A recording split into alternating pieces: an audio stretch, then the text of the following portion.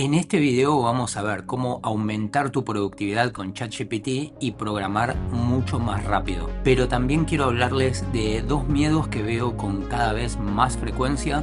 Por un lado, esto de que la inteligencia artificial elimine a los programadores y por otro lado, que si nos acostumbramos a utilizar estas herramientas, en realidad nos estamos olvidando de cómo programar. Vamos a empezar de a poco con cosas simples y vamos a ir viendo funcionalidades un poco más complejas. Todas estas las utilizo en el día a día y la primera es utilizar ChatGPT como un buscador profundo. Me acabo de inventar este término, pero me parece bastante acertado. Y es que en lugar de entrar a un buscador y poner cómo hacer un array map en JavaScript, por ejemplo, lo que podemos hacer directamente es preguntarle a ChatGPT: explícame cómo funciona ArrayMap en JavaScript. O más específico, por ejemplo, dame una función de Laravel en su versión 8 que me permita generar URLs amigables. ¿Por qué lo llamo buscador profundo? Porque básicamente nos adentramos en el buscador, luego en la documentación de Laravel y directamente al trozo de código que necesitamos. Esto es lo más básico, creo que todos lo estamos utilizando para esto en alguna medida u otra. Pero vamos por un paso más y directamente vamos a pedirle código, vamos a pedirle algo personalizado y algo para lo que lo uso todos los días prácticamente, o por lo menos todos los días en los cuales tengo que trabajar en backend y tengo que hacer un endpoint, tengo que hacer una API. Yo utilizo Laravel, que ya de por sí es un framework muy completo que nos da comandos que a través de la terminal podemos pedirle que nos cree los modelos, los controladores, los archivos para la migración de la base de datos, ya sea creación, agregar un campo, lo que fuere. Bueno, pero vamos a verlo con un caso más realista. Por ejemplo, si ahora aquí en Hola Juniors, por ejemplo, yo quiero agregar que las personas puedan publicar ofertas de empleo. Entonces, a la API la voy a hacer prácticamente toda con ChatGPT. Le voy a decir: crea un endpoint con Laravel 8 para administrar anuncios de empleo. El usuario debe poder crearlos, eliminarlos, editarlos. Quiero que tengan título, skill requeridas, descripción. Y quiero que hagas todo. Quiero que hagas los modelos, los archivos de migración, los controladores y que me definas las rutas para poder acceder a esos endpoints. Bueno, el resultado es increíble. Prácticamente y la mayoría del tiempo, una vez obtengo este código, el 90% lo utilizo tal cual como está. Eso sí, hay dos cosas importantes que hay que tener en cuenta. Y es que esto es solo un ejemplo. En la vida real hago todo en inglés y le pido todo en inglés para que las variables sean en inglés, los nombres de los campos de la base de datos también sean en inglés. Y lo segundo es que me tomaría mucho más tiempo en crearle un prompt más específico. Le diría cuáles son los campos que quiero, cuáles son sus relaciones con otras tablas para que también las pueda crear. También le indico cuál es el tipo que quiero para cada campo. Y obviamente la magia de ChatGPT de poder repreguntar o hacer cambios sobre lo mismo. Me acuerdo que cuando me di cuenta de esto, la primera vez que probé ChatGPT, dije, bueno, a ver si le puedo seguir preguntando sobre lo mismo que veníamos hablando. Y es lo más increíble. Si te olvidaste un campo, directamente lo que podés hacer es decirle: agregale el campo skills y directamente te va a devolver todo el código, pero ya con ese cambio. Pasemos a la siguiente funcionalidad y esto es que me parece increíble realmente. Y es que muchas veces entramos a un proyecto ya comenzado, con muchos programadores que tal vez lo programó hace 10 años, lo vienen programando el abuelo del abuelo del abuelo. Bueno, no sería 10 años, pero tenemos un proyecto gigante con mucho código y nosotros tenemos que hacer un trabajo de entender primero qué es lo que estamos tocando. Por ejemplo, nos dan una clase en la cual hay muchos métodos, tenemos que ver qué hace cada método y con esto muchas veces no está todo bien documentado, con clean code o comentado. Entonces, la verdad, a veces se hace muy difícil. A mí, en lo personal, a veces me molesta un poco tener que estar leyendo mucho código que no se entiende nada. Pero obviamente hace unos meses atrás inclusive no nos quedaba otra que ponernos a leer y tratar de entender línea por línea y decir qué hizo acá estos ifs, qué significan. Pero por suerte ahora podemos hacer esto. Vamos a hacer un ejemplo súper básico. Entremos a la librería de React en GitHub y le voy a pedir a ChatGPT que me explique este código, que obviamente es muy fácil, pero vean cómo me explica línea por línea lo que está pasando. Esto lógicamente es muy fácil de entender, es muy pequeño, pero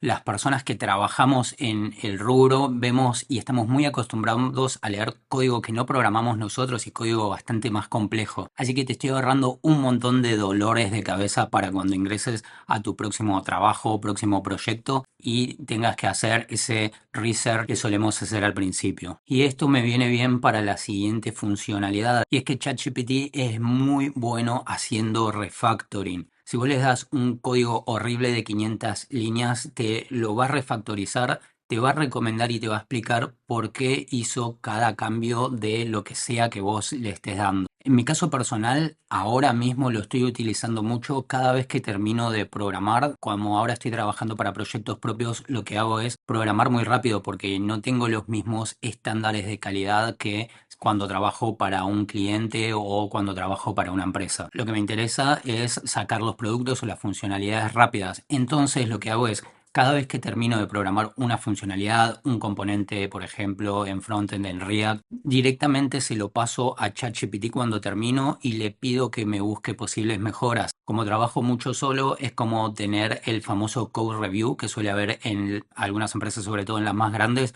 donde alguien ve cómo hiciste el código antes de aprobarlo. Pero a su vez no dejo de ir rápido. Puedo programar rápido, puedo poner cosas de acá, cosas de allá y asegurarme de que no por ir rápido programe cualquier cosa. Si hablamos de programar rápido, obviamente todo suma. No perder tiempo en la búsqueda, no perder tiempo programando el código desde cero cada vez que tenemos que hacer lo mismo, no perder tiempo tratando de entender un código muy complejo que no hicimos nosotros y por qué no, en lugar de perder tanto tiempo en buscar errores, en googlear cuál es el error que me está dando, por qué me lo está dando, podemos hacerlo de una manera mucho más rápida y eficiente. Lo primero que hacemos siempre es googlear el error en Google. Pero a ChatGPT directamente le podemos pasar todo. Le podemos pasar el código completo que tenemos y el error que nos está dando. No solo tenemos la línea, la descripción del error, sino que tenemos el contexto. Hasta ahora esto con Google es imposible de hacer. Vos le pegás un fichero completo de código o una función completa y tal vez no te encuentra nada porque son cosas muy específicas de tu proyecto. Inclusive cuando pegás un error, muchas veces pegamos el error completo y tiene toda nuestra ruta. A la ruta la sacamos porque esa ruta a Google no le aporta nada, porque es la ruta local en nuestro proyecto. Pero ChatGPT sí. ChatGPT puede deducir cosas como que, por ejemplo, estás importando una librería de una carpeta local y en esa carpeta puede estar el problema. Lo veo muy efectivo para esto y, como digo, te puede ahorrar mucho tiempo, sobre todo al principio que uno está todo el tiempo buscando errores y tal vez es un punto y coma. Imagínate lo rápido que te lo puede decir ChatGPT. Y ok, les dije que había dos miedos que estaba viendo cada vez con más frecuencia. Y el primero es un poco ir olvidando cómo se programa realmente y simplemente limitarnos a copiar y pegar código. Y me acordé hace muchos años atrás, cuando empecé a programar, que lo que hacía era deshabilitar el autocompletar automático que tienen los editores. Entonces, por ejemplo, si tenía que escribir una función, querías acordarme cómo escribir una función, entonces en tal caso ir a buscar cómo era, memorizarlo, ir al editor y tratar de hacerlo. Esto, la verdad, si estás empezando a programar, no lo veo tan mal. Realmente limitarse un poco en el uso de estas herramientas y tratar de no copiar y pegar todo, sino tratar de escribirlo letra por letra. Esto claramente va a hacer que se te fije. Si vos querés escribir de nuevo una función y le pedís a ChatGPT que te la escriba cuando estás empezando, nunca vas a aprender a programar y es probable que no puedas pasar una entrevista de trabajo o que te frustres bastante. Dicho esta pequeña excepción, realmente hay que acostumbrarse a la evolución de la tecnología. Esto es como, por ejemplo, empezar un trabajo de cero en un directorio completamente vacío. Nadie lo hace. Todos utilizamos frameworks, utilizamos completadores automáticos, utilizamos snippets que directamente nos dan código repetitivo ya hecho. En definitiva, es como nos decían nuestros padres o nuestros abuelos de ¿qué vas a hacer cuando no tengas una calculadora? Cada vez el código más elemental y repetitivo, cada vez queremos hacerlo menos, por eso también están las herramientas no code, por eso hay tantas cosas. La verdad, yo volver a programar un login, un sistema de logueo desde cero, realmente muy raro. Siempre reutilizás cosas hechas, cosas que hiciste en el pasado o servicios directamente que te permiten hacerlo en 2 minutos porque el tiempo es oro. Y el segundo miedo y el más importante es de que la inteligencia artificial elimine a los programadores. Pero miren, yo a ChatGPT le puedo pedir, crea un endpoint para mostrar un JSON de frutas, por ejemplo, que se conecte con una base de datos SQL. Todo muy lindo, pero hay un problema. No sé si ustedes se dan cuenta de cuál es el problema.